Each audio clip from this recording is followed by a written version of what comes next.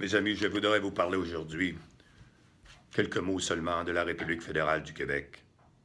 Est-ce que nous avons besoin de la République fédérale du Québec? Est-ce que la province de Québec peut nous donner ce que nous avons besoin comme nation? Je vous suggère de répondre par la négative. Si notre nation était un pays, nous aurions le plein contrôle de notre immigration. Nous pourrions choisir le modèle d'intégration de nos immigrants. Nous metterions de côté le multiculturalisme canadien qui a des effets pervers pour notre nation, qui tue petit à petit la culture québécoise. Et c'est notre devoir de défendre cette culture. Donc si nous étions un État moderne, nous pourrions assurer la pérennité de notre langue. Nos ancêtres se sont battus pendant 400 ans.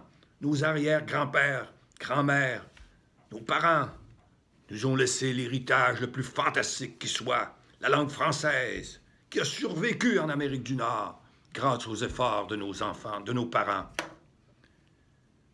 Un État moderne pourrait assurer la pérennité de notre langue.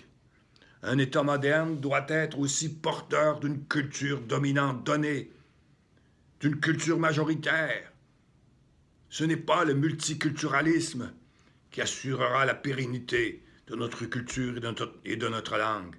Et au Québec, la culture majoritaire et dominante, c'est la culture française, francophone, la culture québécoise, de sorte que cette culture peut être enrichie par les immigrants qui viennent vivre avec nous, qui acceptent de s'intégrer pour enrichir notre culture sans que ces immigrants perdent la leur. C'est ça un État moderne. Et aussi, un État moderne doit avoir la reconnaissance internationale. Comment se fait-il que nous ne pouvons pas, alors que nous sommes une nation, être membre de l'UNESCO, de l'OIT, des organismes internationaux, pour faire valoir ce que nous sommes, pour porter au monde le message d'un peuple extraordinaire qui a passé à travers toutes les épreuves. Mais nous ne pouvons pas, comme province canadienne du Québec, être membre des organismes internationaux. Mais un État moderne doit aussi pouvoir siéger au concert des Nations unies.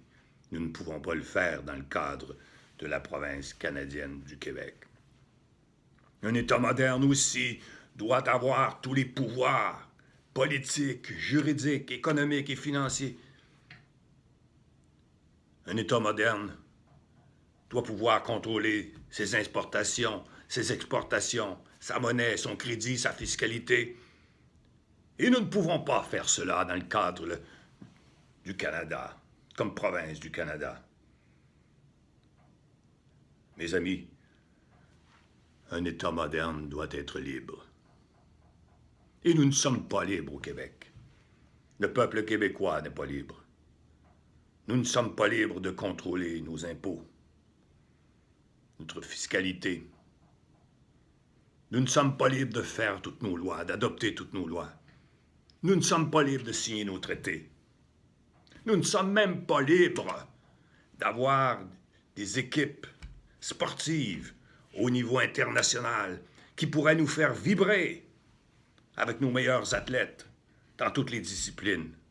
Nous sommes prisonniers de la Constitution canadienne. Nous sommes dans un carcan. Et nos partis politiques, aucun de nos partis politiques ne veut prononcer ce genre de discours. Mes chers amis, un État moderne doit être indépendant. Après la dernière guerre mondiale, il n'y avait que 60 États environ qui étaient membres des Nations unies. Aujourd'hui, il y en a 193. Tous ces pays qui ont acquis leur liberté, leur indépendance. Et l'indépendance, c'est pas une question d'argent. c'est beaucoup plus qu'une question d'argent. C'est la stature d'un peuple qui est devenu adulte, mature et qui est capable d'assumer ses responsabilités ici comme ailleurs dans le monde. Est-ce qu'on pourrait comprendre ça? On vient au monde. Chacun d'entre nous, quand on est venu au monde, on est venu au monde avec la liberté qui est en nous, avec l'indépendance. Elle a grandi petit à petit. Quand on est devenu enfant, quand on est devenu adolescent, on voulait en prendre une partie de notre liberté. On protestait. C'est la même chose pour un peuple. Et rendu à 18 ans, qu'est-ce qu'on a fait? On a quitté pour travailler, pour fonder une famille, avoir des enfants, faire comme nos parents. Et c'est la même chose pour un peuple. Quand il est devenu adulte, il doit s'assumer. Alors, la question de l'identité, ce n'est pas quelque chose dont vous devez avoir peur de parler. Ce n'est pas quelque chose de honteux de parler de l'identité. Ce n'est pas... C'est tellement naturel. Vous avez votre propre carte d'identité, vous êtes fier de la montrer. Et cette carte, on mentionne votre nom, certaines coordonnées. Pourquoi c'est pas la même chose pour un peuple? Alors, je voulais simplement vous dire, soyez fiers, et quand nous aurons la République fédérale du Québec, nous contrôlerons notre immigration, nous contrôlerons notre modèle d'intégration de nos immigrants. Nous mettrons fin au multiculturalisme canadien. Nous mettrons fin aux accommodements raisonnables, aux accommodements religieux. Il n'y aura plus de port de signes religieux dans la fonction publique. Nous allons respecter les athées, tous ceux qui ne croient pas dans les religions, qui ont des droits aussi, tous les agnostiques, qui sont neutres devant les religions. Et nous allons respecter toutes les religions. Mais la fonction publique ne sera pas une place pour afficher ses couleurs religieuses. Venez chez nous. Venez au mouvement Liberté Nation.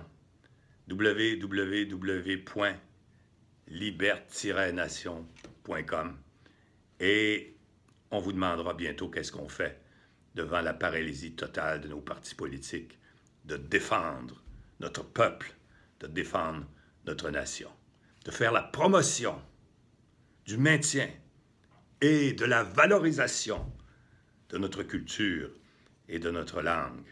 À bientôt.